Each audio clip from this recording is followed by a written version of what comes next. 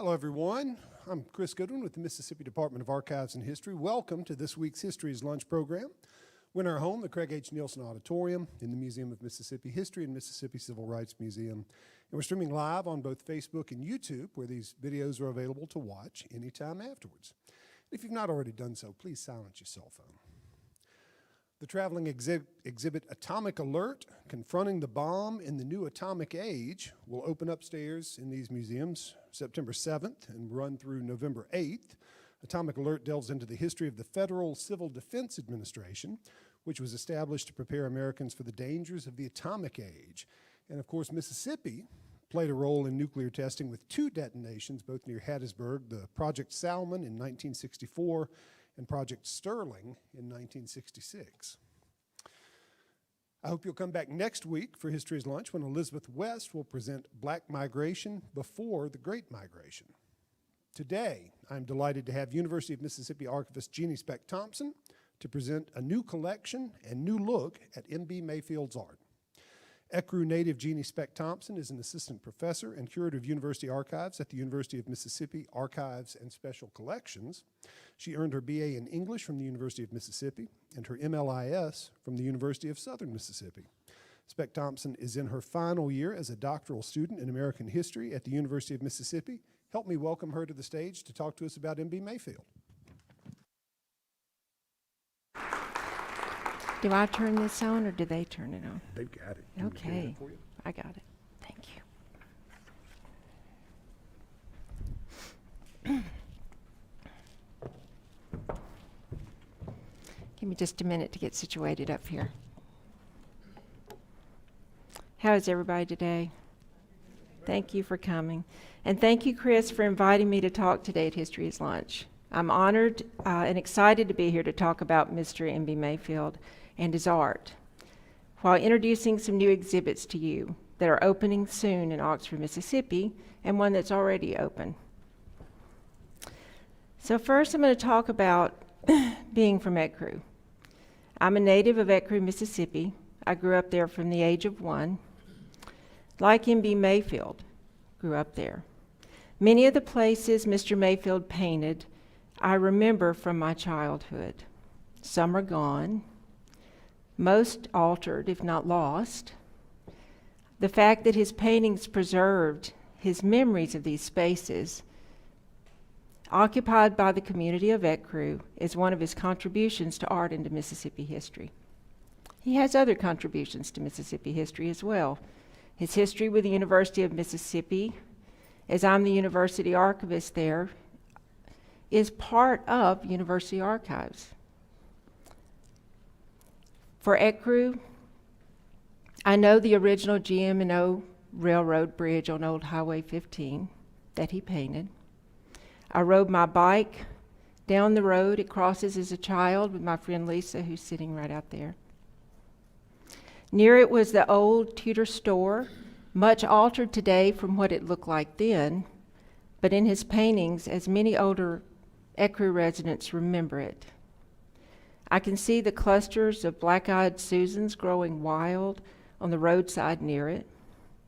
I know the spiky yucca bush at the right corner of his house that was there because his mother's house, his childhood home, that he lived in with Ella Tabitha, had one there when Professor Purser, Stuart Purser, drove down that old Highway 15 road and met him in 1949.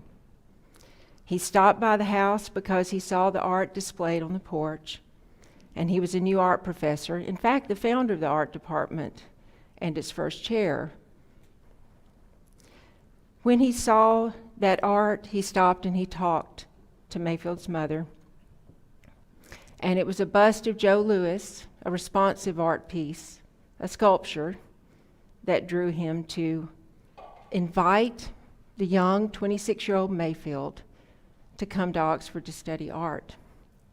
Since he could not officially study art, most of you may know the story from books like The Education of Mr. Mayfield by David McGee, that he studied in a closet adjacent the art room with the door cracked so he could observe the classes and learn to paint.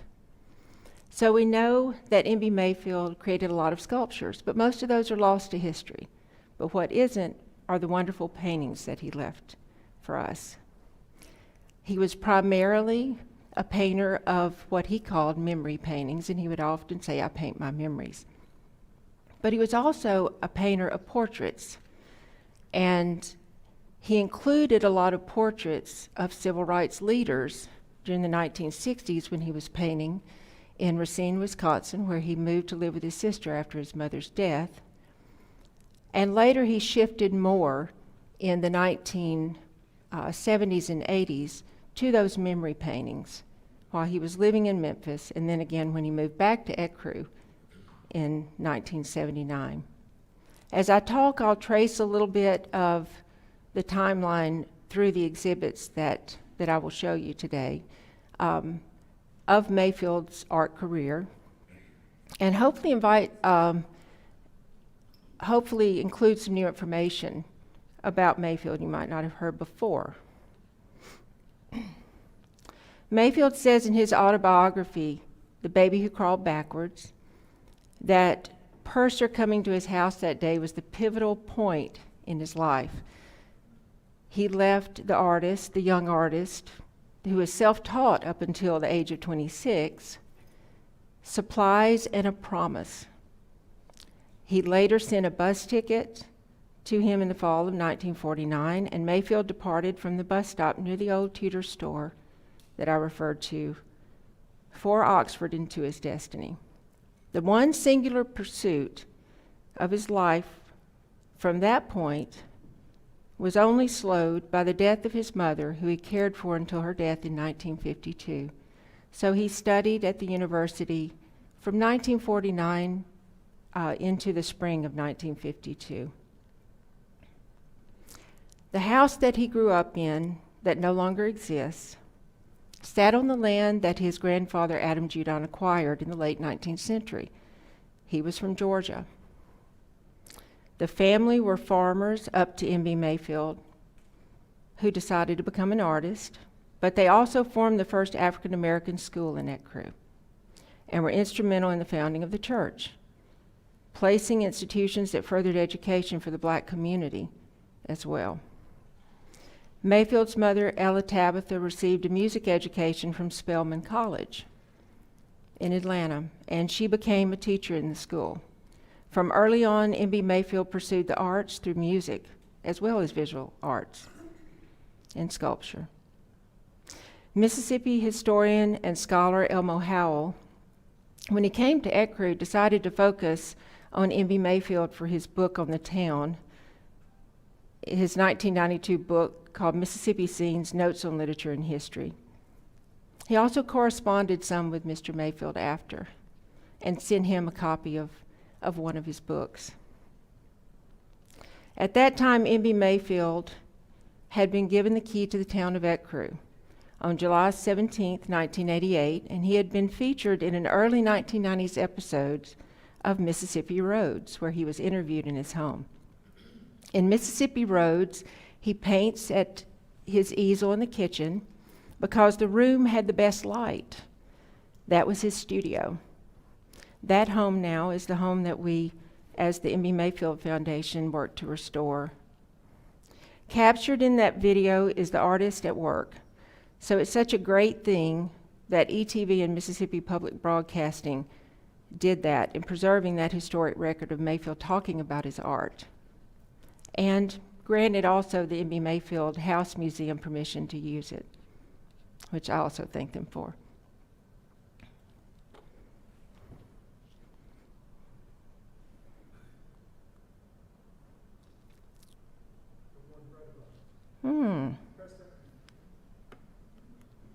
Whoops. Nope. I just hit this, Chris. I did nothing wrong. That's okay. We're gonna fix it. It worked before.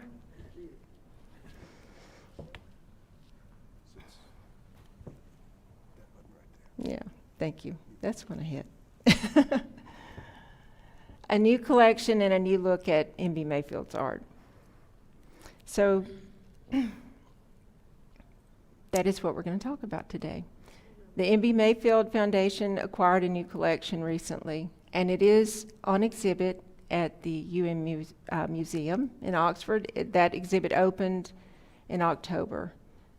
That exhibit opened in August the 23rd.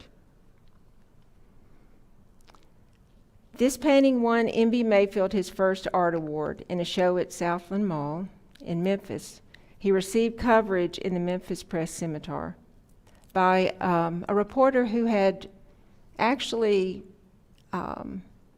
interviewed him in Ecru years before when he completed a bust of Elvis that he put on his mother's home, and that reporter's name was Elon Rourke. So Mayfield was living in Memphis at this time and working at the Brooks Memorial Art Gallery as a janitor and a security guard.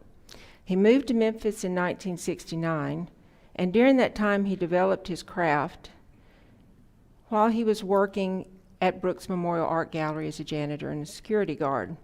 He had family in Memphis, and that after his mother passed away, he lived in places where his family were, and his brother, his twin brother, was L.D. Mayfield was in Memphis, as well as Vanderbilt Mayfield Jr. After developing his craft for about 10 years working at Brooks, connecting with artists and gaining patronage from Memphians, his art would progress and his exhibits became more widespread. By the 1980s and 90s, he was exhibiting widely in a lot of places: San Antonio, UMass, quite a few, and also the University of Mississippi. It is difficult to place Mayfield's art solely in folk art genre. What do we see in this painting? Often in folk art, scenes of working and daily life is a subject. UM Museum curator and I, Melanie Antonelli and I, had a conversation recently about the progression of Mayfield's painting over time. What genre and what type of art is Mayfield's? Well, it's not strictly folk art. In fact, when looking at it in the 1980s, and this is in the university archives where I work, a University of Mississippi art professor suggested that Mayfield should have stayed away from the art room. That sounds kind of strange to say, but most folk art is not schooled necessarily, and Mayfield's art shows his training as a student of Purser's. And another thing, he progressed over time. His art became better and better and better. By his teacher, Stuart Purser, he was taught in a Southern regionalist style. Stuart Purser, a lot of people don't know, was a WPA artist and a mural painter. His works are in the Laurel Post Office and others in Louisiana, where he was from. He won an award, Stuart Purser, for his painting of a cotton gin. Mayfield later would also paint the Ecru cotton gin, one of his larger paintings similar to a mural. So we can see the influence of his teacher on his subjects. The art of people, places in a specific geographic region, his being North Mississippi and Ecru, means that maybe Southern regionalist style is what we can refer to in Mayfield's work. And of course, people have different opinions, but that's art. We decide what we see in it. His memory scenes are nostalgic in tone and are primarily set in the period of the 1930s and 40s. Mayfield completed an art course and received his only diploma from the famous artist school while caring for his mother between the years of 1952 and 1958. After he left Oxford and the university, this famous artist school allowed him to continue training, and that is the only art diploma that he did earn officially. That school was founded in Massachusetts in 1948 and run by a group of artist illustrators including Albert Dorn and Norman Rockwell, regionalist painters. Though I've not yet researched to confirm it, I've heard that his fellow classmate under Purser, who was there briefly in a class, was Theodore Hamlet. And in his painting that you will see later as he holds it, called Professor Purser's Drawing Class, you'll see a little gray-haired lady as she was 50 when she began to learn, also a self-taught artist. Visionary folk art is another term used to describe Mayfield's art, because many paintings of Mayfield's are religiously themed. Scenes of African American church life and services, baptisms, dinner on the grounds after church services, and it includes his art, paintings of the Methodist Church in Ecru and the Second Baptist Church in Ecru.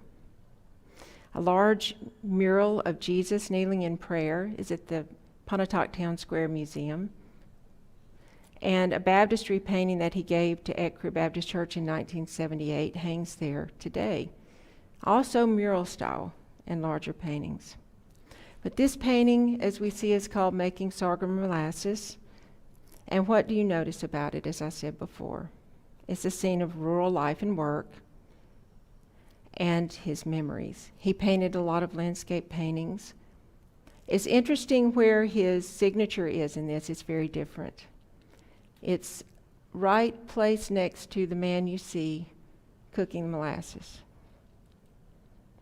Mayfield's memory of his father Vanderbilt, perhaps, or his grandfather Adam Judon, putting his signature there close to that person in the painting. Again, just practically speaking, the cans of molasses necessitated that he put it there, but that's not usual. I've never seen another one that has his signature on an object. And this is a field in Ecru.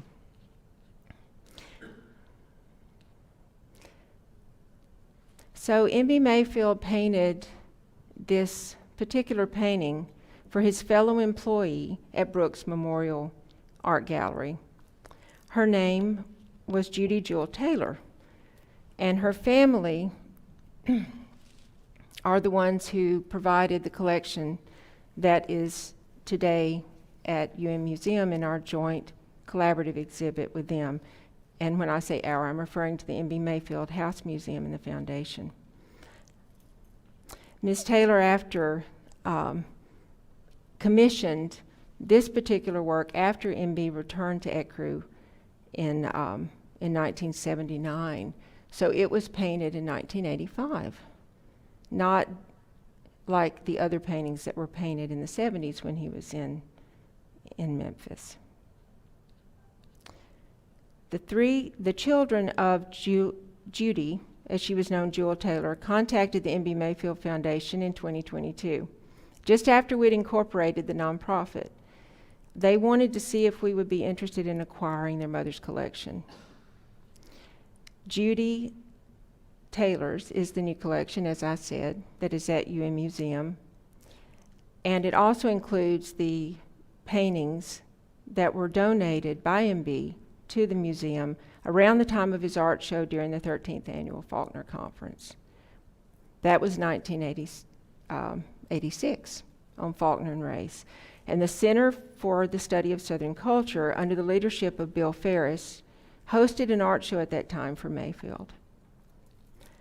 Two other exhibits, one primarily focused on Mayfield's time at Brooks in Memphis, will be open at the J.D. Williams Library September 17th, and another, the Mississippi Traveling Trunk, will be open at the beginning of September for Mississippi schools. Together, these exhibits showcase M.B. Mayfield's contribution to art and to Mississippi history in different ways to different audiences.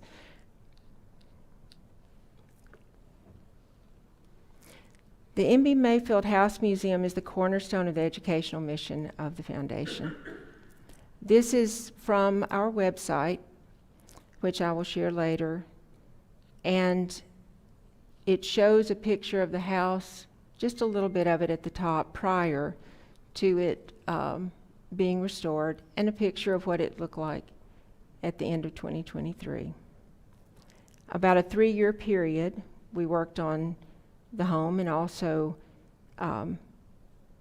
working to have it within the foundation so we can do the work of the museum. We still have work to do on the house. It is an older home, which when MDAH historic preservationists visited, they believe dated to the 1940s. We know it was owned by a white sharecropper and was associated with the Harrison family of Pontotoc. M.B. Mayfield bought this home when he returned, just before he returned back to Ecru to live until he died in 2005. The white frame home is only 1,300 square feet. You can see we've come a long way to restore and preserve his home.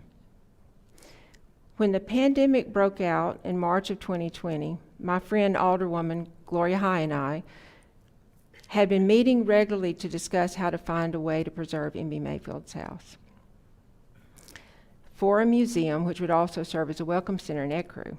Gloria is the first African-American woman to serve on the town's board, and she and M.B. were friends for many years, from the time that he came back and moved back in 1979 until his death in 2005. At that time, the town had been considering ways to create a welcome center in the 1,300 square foot home. The original plan suggested by the town's mayor at the time would have altered and repurposed it. So we found ourselves advocating for the home's intrinsic value. And as an archivist, a trained archivist, it simply would not have done to change M.B. Mayfield's home. Our mission, of course, with the foundation is to exhibit and share the story and art of M.B. Mayfield, to bring awareness and add value to M.B. Mayfield's contribution to art and to Mississippi history. And the home is part of that. As the effort progressed, the archival material in the home revealed a record of his work in the home and the person of Mayfield. So the home and the records there are very tied, and we're very excited to be able to move forward today with the M.B. Mayfield Foundation nonprofit supporting the museum. We opened with a soft opening on July 17th, 2024, which was commemorating M.B. Mayfield Day from July 17th, 1988. We offered people in the community a chance to photograph their Mayfield paintings, as many of the paintings are there. They are in many places, as Mayfield sold paintings all over the country. But we had a wonderful event with an art photographer, and many of the people shared their digital images of their paintings they owned with the foundation for the museum. Let's talk exhibits, ongoing and coming soon. I told you about the one at UM Museum that features the Judy Jewel Taylor collection along with the UM Museum paintings. But I also started in 2022 a traveling trunk for M.B. Mayfield at the UM Museum. It's the first devoted to an African-American artist solely, and it promises to be a great way to get out to schools, M.B. Mayfield's story, and what he contributed. It has a lot of manuscript material, because most people don't know that M.B. Mayfield also liked to write poetry, essays. He contributed an essay to Memories of Mississippi in the mid-'80s in a contest that was taking place at UM Museum. And he did not win that contest, but he did, through that, connect quite a bit to the museum. And part of the reason why they received some of his works was under the umbrella of being in that contest. That particular document, that essay, is included in the traveling trunk, along with other visual arts activities and things for K through 12 students. Another exhibit that I mentioned is focused on the Memphis years, and that's going to be at the library in the atrium at J.D. Williams. So a little glimpse into that exhibit. Of course, I work at the library, And we've created a collage type exhibit, myself and Sarah Catherine Glass, our Idea Lab genius, to focus on kind of an autobiographical treatment within the 1970s of M.B. Mayfield's life. This is archival material within the M.B. Mayfield collection, some photographs of M.B., a little excerpt from his autobiography that we now know he began to write in the 1970s when he was at Brooks working as a security guard. He places in this autobiographical material the timeline for when he began to work at Brooks. And as you see in the bottom is his well-known painting on the cover of Mr. McGee's book, Mr. Purser's, or Professor Purser's drawing class. He didn't call it a painting class, he called it a drawing class in his title. And you can see probably right there is Miss Hamlet. So this is a very interesting self-portrait of M.B. Mayfield. He shows M.B. Mayfield, the artist, in the closet, and M.B. Mayfield the way that he was perceived by the students, perhaps. M.B. Mayfield did several self-portraits, which is also a sign of his training. It's a common tool for artists, many great artists like Picasso and others have done self-portraits as part of their training and also as self-reflection. This is a self-portrait that was in the home. It is damaged. It is on drawing paper. If you look at it, you see it's a little similar to the photographs there that he took in a photo booth when he was living in Memphis and the Mid-South Fair. And these are dated 1969 when he first arrived. This is him on the Memphis Queen. Another of the panels that are in this, and we have 4, and then we also have one of the paintings featured in the atrium, and it's a print of one of the paintings, since they're on display at UM Museum, is Mayfield's influences and the artists that he interacted with. It's very interesting to note that he had correspondence with quite a few artists that he met there throughout his life. One was a French-born artist who lived in Memphis named C.J. Clark. C.J. Clark's works are online at the Brooks. 2 of his works you can see at the Brooks Museum. They're still there. He had a lot of religious themes in his art, which was something that Mayfield was interested in, and Mayfield often met and corresponded with and befriended artists who had similar interest in art. Another, Hollis Carter, who owned an art studio and taught art from his home on Gibbon Street, stayed in touch with M.B. Mayfield most of his life, writing letters, and M.B. Mayfield corresponded quite a bit with lots of his patrons as well. An interesting story is M.B. Mayfield's affinity for Elvis. He sculpted Elvis in the 50s, in 1950 actually, when he received coverage from the Memphis Press Scimitar on that creation at the height of Elvis's popularity.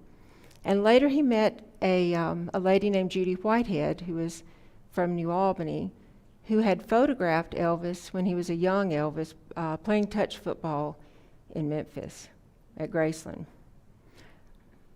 They stayed friends, and she actually, these are some of her postcards that she sent. You can see the Elvis sign there, taking care of business, and the portrait that Judy did of her friend, M.B. Mayfield, in a very Elvis-like style. He wore those sideburns all of his life. He loved the Elvis sideburns. And the wooden guitar, if you can't read this, the wooden guitar was cut out by Whitehead and painted by M.B. Mayfield of Ecru. So he painted Elvis several times. And the two panels that I didn't bring with me today are another panel about M.B. Mayfield's musical interests, which most people don't realize he was a musician. And he even wrote some music with his brother Vanderbilt. They were writing blues songs and recording them. And he loved all types of music, gospel, a lot of pop, jazz, and he often was frequenting Beale Street to listen to the music. He was a piano player, a gifted piano player, and he often entertained people in his home with his piano. So, as I mentioned, the traveling trunk is one of the exhibits, and it's there for a younger generation. So as we look at the different exhibits, the three that we have, this one is for grades 4 to 12. One of the few exhibits that really translates well within the traveling trunk collection at UM Museum to an older audience. So I know that the museum is going, I hope that the museum will receive really good results from this trunk. So at the UM Museum, this is one of the paintings that is there, and I love this painting, Woman at Well. Mayfield painted this lady more than once. There's another painting that a community member in Ecru has of her grandmother at a fence line, and this lady, who we don't know, or I don't know, maybe someone will tell me sometime in Ecru who she might have been, having a chat over a fence line. And this is an oil painting on masonite. M.B. Mayfield painted in oil, and he painted in acrylic, and sometimes he combined the two. An interesting fact about this beautiful painting is its shape and its length. The little line, the little line of tape around the edge, and on the back he had a coat hanger, which is a very very cool little folk art adaptation there. And the name of this painting is Woman at Well, and he painted it, as you can see where his signature is, in 1978. Right about there.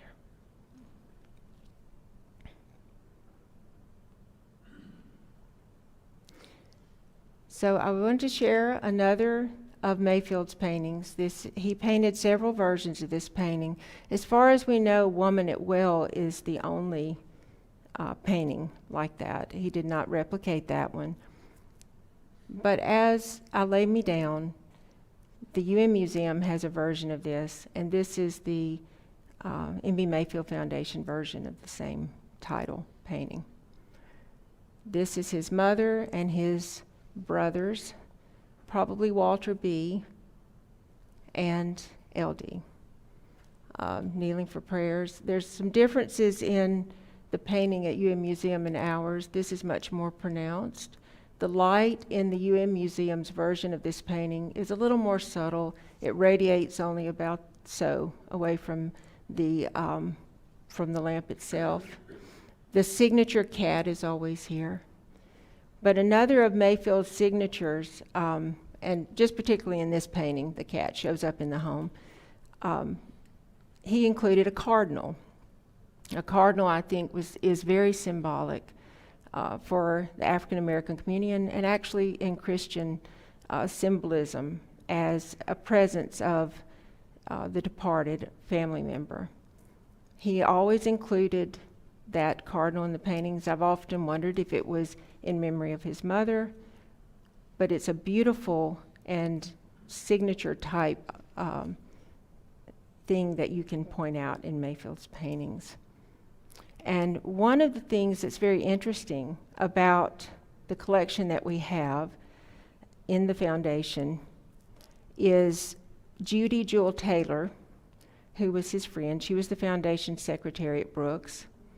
When she wrote letters to Mayfield later, she would include that cardinal stamp on the letters. The family had said that they were close friends and they corresponded. And that's something about M.B. Mayfield that is very unique. He made a lot of friends of the people who bought his art. He was always incredibly kind and generous with sharing his art with people. And this painting, dated 1974, we're very lucky to have the collection, all of these 6 paintings, and we're very thankful to the Taylor family who contacted us through our website and reached out to us, and they live in Memphis. So that family member, their mother, probably bought the paintings that are dated in the 1970s at the art show that he had at Brooks Memorial Art Gallery's Employee Lounge. And that art show reached out to a lot of people outside of the museum who came in and bought paintings through the articles that were written. When we go back to that first painting, which I'll do,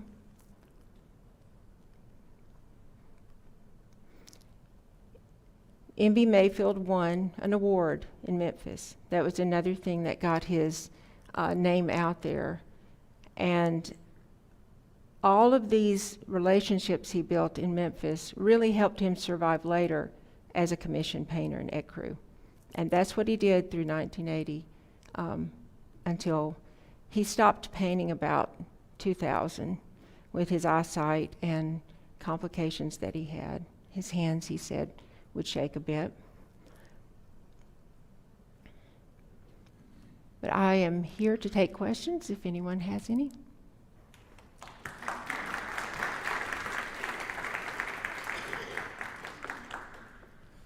Has a question, you can raise your hand. We'll bring the microphone to you. Thank you for your presentation. Thank you. Mississippi has a lot of folk artists, Yes. some of them with alphabets for names, just like Mayfield. Yeah.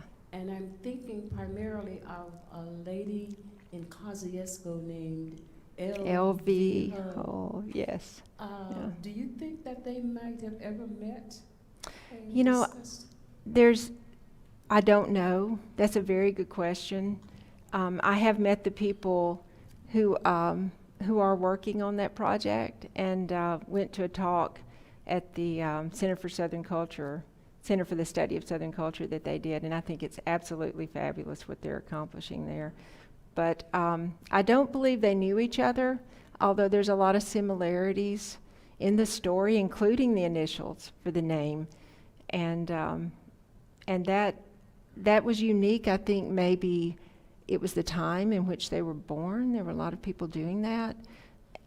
He did not have officially on record anything but the initials, as you know, but he liked to call himself Maurice Brown Mayfield to his family, which I think is great. Couple questions. What is the population of Ecru? It's still hanging in there around 1,000, even after all this time, but we have a lot of people that come in to work at Ashley, and that makes it grow a bit more. You know, it's about 30 miles or so from Tupelo. It is. It's Okay, about a of course, 20-minute my drive. other question is, it seemed like in my mind, I had heard of one book, but William Faulkner, what was his contribution? Didn't he have a contribution to? Yes, he his- did. I don't remember you mentioning it.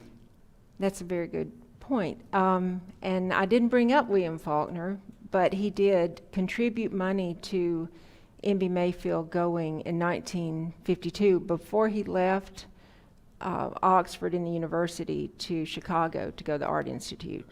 He helped pay for it, and they took up, there were some other professors involved too that contributed money for him to travel to Chicago and go to the Art Institute.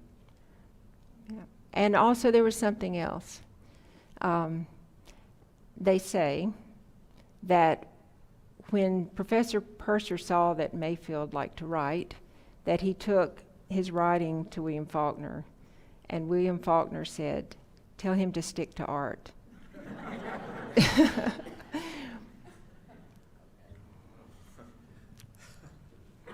Thank you for your talk. Oh, thank you. Could you talk maybe a little bit about what family might be left of the Yeah. Mayfield family, and did they at all benefit? Shirley Mayfield Ware, who still lives in Ecru, is Mayfield's closest relative. And she is a member of our M.B. Mayfield Foundation and working with us. Other family that Mayfield had, his brothers that lived in Memphis, I have not met. There are family members also in San Antonio, I believe, and Shirley is connected with them. But they have not come to the house yet. So Related to him? she is the daughter of Walter B. Mayfield, his brother. And Walter B. and he would often travel to his art shows, because another thing that MB talked about often is he didn't like crowds. He was a little shy, and I can understand. I'm a bit of an introvert myself. So he would bring his brother Walter B. or his brother LD with him quite a bit to shows. And LD was at the Southside Gallery show in 1997. That there's some photographs of that at the UM Museum in that exhibit. Yeah, but to answer your question, it was very important to us for Shirley Mayfield Ware to be involved. She was the one who took care of him in his later years, and she was probably the closest to him at that time. Yeah.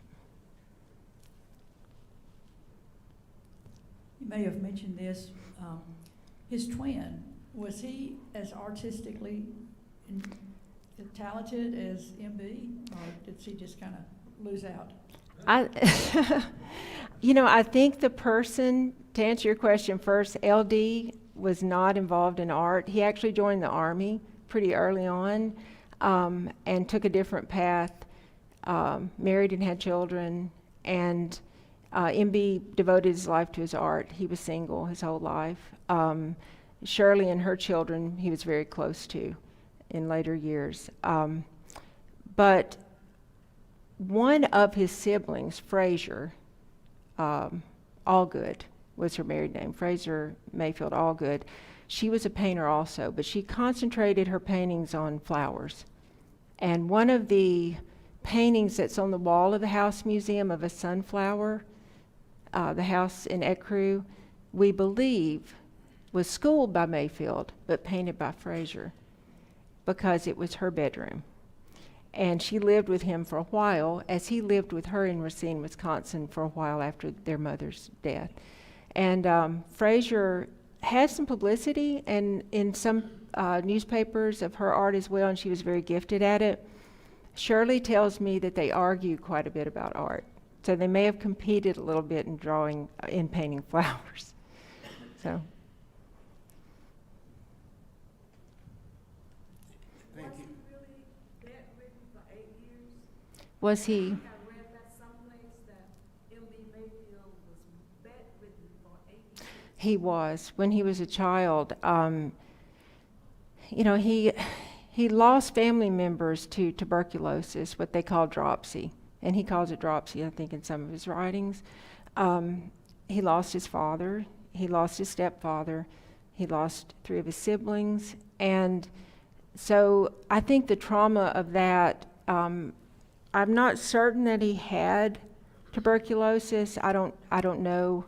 But he did say that he had kind of a nervous breakdown at one point, and he was bedridden, and that's when he began to draw and draw his art and then color it with different paints that he could get, and even with what he says in the in that MPB interview with Mississippi Rhodes, with zinnias and morning glory and the juices of berries that he would mix with, to make the paints too.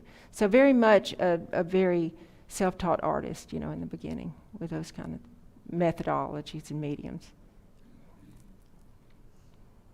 Thank you. Thank you for that informative presentation. Thank you. You said we're talking about a time when Mayfield, there was Jim Crow law, there were Jim Crow laws and separation and segregation. Mm-hmm. And those difficulties, blacks and whites, racism and that kind of thing. Yes. And so Mayfield kind of hid himself in a cupboard to listen to some courses. Yeah. And I'm wondering, did he get any recognition for the classes that he took from Ole Miss? Did he? And then was he able to benefit from those classes in terms of get a certificate or diploma or anything like that from the classes he took? And secondly, again, this is time during segregation and that kind of thing. Yes. Was he able to benefit financially from his talent? Because obviously he's a talented artist, and I'm wondering if he was able to get remuneration that would satisfy his professional qualities. Yes. Good questions. To my knowledge, Mayfield did not receive any type of award, certificate, or diploma. And since he was an unofficial student, he was not registered. That didn't happen until 1962 in October with James Meredith, integrating the university. I suppose what we could say is what a lot of other scholars have said about M.B. Mayfield, and maybe he began to open the door, metaphorically and literally. Many of the professors, John Fay, for example, who his collection is a large photograph collection of segregated schools in Mississippi. That's a very important collection in university archives. John Fay knew he was there. Other professors knew he was there, and they were supportive. Operating within, a dangerous period for African Americans to be there, I feel like we can't excuse, those inequities. But it was a takeaway for him, in answering your other question, that he was able to make a living as an artist. His show that he had in Memphis, I think part of the reason he went home is he made quite a bit of money selling those paintings at that time. And there were periods of time, though, in Ecru where, because he was friends with people in the community, he would sell his paintings for less than he probably should have. And I don't believe that he got wealthy on his paintings. I know he did not. And to talk about one of our missions with the foundation is we're trying to bring that recognition to the value of M.B. Mayfield's art, perhaps a little more than he achieved in his lifetime. And that includes increasing their value. I wish it would have happened in his lifetime, though, because he deserved it. Thank you for your talk. It's been terrific. There you are. Did he ever, I think I know the answer to this first thing, other than the interviews that he had, did he ever lecture about his work? And if not, did he ever write about the significance of his work or give interpretations of his paintings and correspondence? And has there been any attempt to collect that and to pull that together? I'm particularly interested, the woman at the well. Yeah. Has that been interpreted to have any spiritual significance? Oh, most definitely the title. And he was, and that's the first thing I recognized about it. He did not write extensively in the manner of an art historian or anything about his art. He did write about his time at the university a lot. And in most of the interviews, he was not really speaking about, how he painted as much as just talking about, answering the questions that people had about what he painted. And I don't know, I have not encountered anything where he talks critically about his own art, to answer that. Did I answer your question on that? Okay. Do we have access to any of the writings? Do we have the autobiography that you said he wrote? Yes, it was published in 2003. It is out of print right now. The Pontotoc Historical Society, M.B. Mayfield, published that with help from them. And I am working with them right now to see if we can republish that, or if there's some way that we can get another publication going around. Available at all at the library? Yes, it should be. Sure. It is. It is at UM Archives. We have a signed copy there, a couple. I want to suggest that maybe it's time for the art department and whatever school or college Mhm. it's housed in down there to give him an honorary doctorate. I believe so. A possible Yes. doctorate that would be Hmm. some more recognition than none, if you will. I agree. I agree. Maybe that will come. Most definitely. What's that? Will you repeat what he said for folks who watched the video? They won't have heard. Yeah. The comment, and I'm sorry, I don't know your name, was that M.B. Mayfield should receive a posthumous degree or doctorate for what he accomplished and what he did in the world of art, and because he was not able to officially enroll. And I agree. Yeah, I do.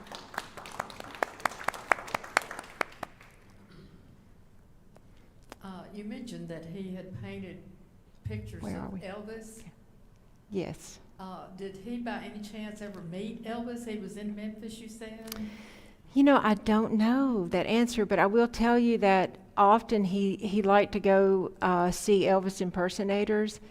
That is a good question. Well, you said he made a lot of money in Memphis, and I couldn't help but wonder, did he meet Elvis? Did Elvis give him some money? Well, well, he didn't make that much money, Oh, but okay. what I'm saying, that was a very successful show for him. And in some of the other panels that are at the library, the other two, there's a lot of information on the fellow Brooks employees that he stayed in touch with and how they gave him such a wonderful farewell when he left. But I'm sure they supported him with the show there too. Yeah. Good question about Elvis. I'll have to look into that. See if there's a record somewhere. Do we have any more questions? Those are all great. Thank you. In Ecru in the 1930s and 40s, Yeah. what was the formal education available to African American kids? How far did he go with any kind of formal training?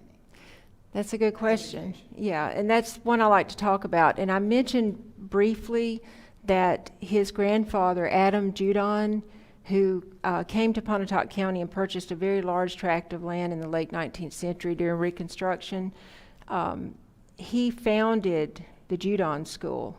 I know the Mississippi Department of Archives and History has a photograph in the WPA records of that building. It was a one-room schoolhouse. His mother taught briefly in it before she started having children, and that's in his words. They received up to an 8th grade education. I always come back to the art on Mayfield recording history. He painted that Judon School many times, and he also painted and drew a 1930s, and he made sure to indicate that it was 1930s classroom, so we know he was there. That drawing and painting is called The Angry Professor. And some of you may know Laney Flaherty from Pontotoc, who was in Lonesome Dove. He was an actor for many years. He just recently passed away. He ended up buying that painting from Mayfield, and that was in the 1970s, and he took it back to New York. I talked to Mr. Flaherty's daughter recently, but they don't know where the painting is. Anyway, that's a side note. But that's just such an incredible painting and record of that school where he was. So he did receive to 8th grade, but later in 1952, he went to Jackson State College and got his GED. Yeah. Thank you. When I look at the paintings, I get a sense of Thomas Hart Benton. Yeah. Was he influenced any by him? You know, I've thought about that too. That's why I keep saying Southern regionalism, that regionalist school, the time that M.B. Mayfield was born and what he talks about, in fact, what he talks about in his memories of Mississippi is Great Depression. And in my doctoral program, a lot of my focus is in that period, simply for understanding, well, it's 20th century American history.